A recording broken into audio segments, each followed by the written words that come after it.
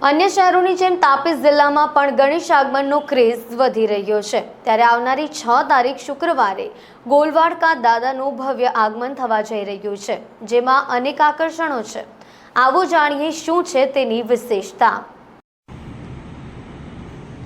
ગોલવાડકા દાદા ગણપતિના આગમનની વિશેષતાઓની વાત કરીએ તો 30 ફૂટની મહામૂર્તિ સાથે મહાઆગમન થશે। નોંધવું રહ્યું કે તાપી વ્યારામાં આગમનનો જન્મ આપનાર ગોલવાડકા દાદાનું મહાઆગમન તાપી વ્યારામાં 6 સપ્ટેમ્બરના રોજ થવા જઈ રહ્યું છે, જેમાં સમગ્ર તાપી જિલ્લાના લોકોને પધારવા હાર્દિક આમંત્રણ આપવામાં આવે છે। સ્થળ છે વ્યારા મિશન નાકો।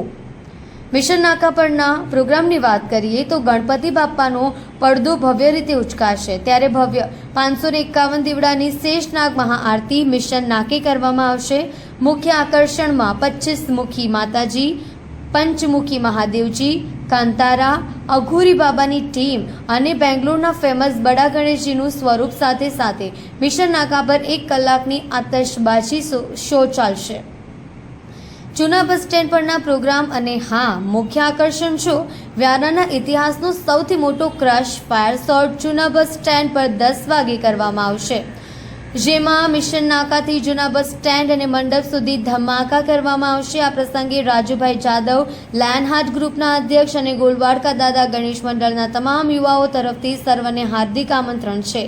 તેઓ આ ન્યૂઝ વધુમાં વધુ શેર કરજો। તાપી જિલ્લાની આ ચેનલને સબસ્ક્રાઇબ કરવાનું ન ભૂલતા। બિંદેશ્વરી શાહનો રિપોર્ટ, તાપી।